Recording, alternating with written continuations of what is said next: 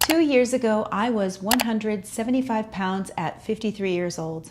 Since then, I've lost 45 pounds of menopausal belly fat and dropped my visceral fat from a 15 to a 6.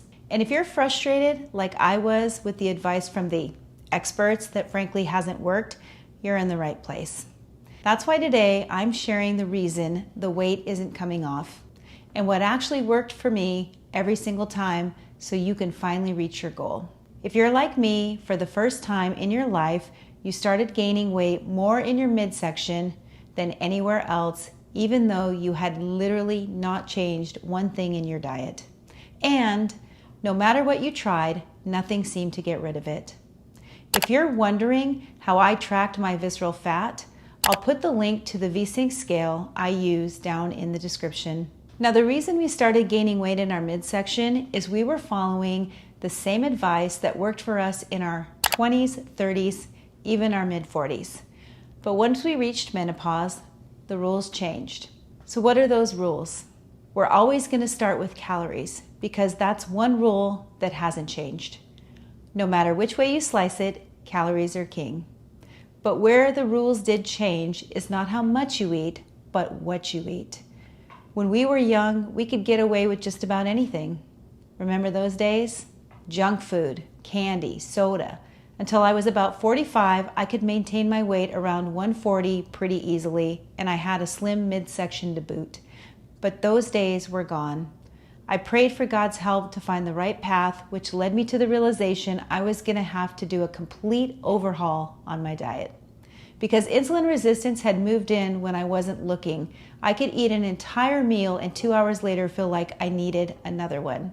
It just didn't make sense. How could it be when my body had plenty of fat reserves to feed off of? My body clearly wasn't playing the same game anymore. At 51, I changed everything. I started cutting out carbs, including most fruits and starchy vegetables. The beauty of this was no more tasteless restriction, just delicious food. Meat, eggs, cheese, all the foods I love, so it was easy and simple for me to follow. And for the first time in 6 years, I started dropping weight fairly quickly and effortlessly. My clothes were fitting better, I had more energy than ever, and my family even started dropping a few pounds after converting to my way of eating. It felt like a miracle, and I felt great. But then after losing 30 pounds, I hit a roadblock. I started plateauing, which meant I needed new answers. I found that many people online were sharing the same struggle. At some point, they stopped seeing results, even though there was still work to do. At 145 pounds, I was still at an unhealthy BMI and pre-diabetic. I needed a new game plan, so I enlisted a coach to help me get to my goal.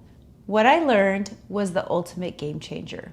I had dropped the unhealthy carbs, but I needed to drop some of the fat and add more protein. The reason this worked so well as I got closer to my goal is, first, when I was lowering my carbs and fat in my diet, my body was forced to use my own belly fat. Second, protein takes the most effort for our bodies to break down, resulting in a 20 to 30% calorie burn just through digestion alone. Compare that to fat, which only burns off 0 to 3% of the calories during digestion. In addition to that, because it takes so long to digest protein, I felt fuller longer. It was a win-win, and I was finally able to lose the next 10 pounds after a 6-month stall. Now I can hear someone asking, what do you mean by higher protein, lower fat? What does that actually look like? For me, that looked like 60% of my daily calories came from fat and 40% came from protein.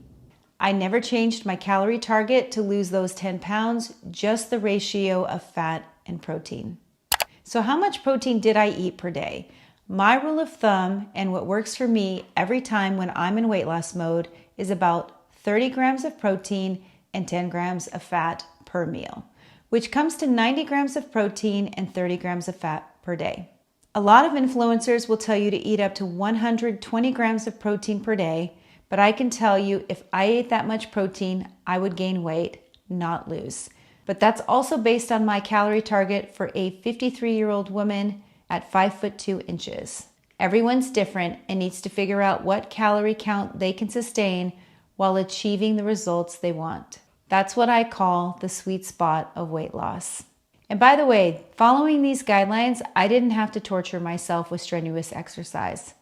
Just a nice 1/2 hour to an hour leisurely daily walk to get down to and maintain 130 pounds. If you thought all hope was lost in losing weight after 50, the good news is it's not. We just need to follow the right set of rules.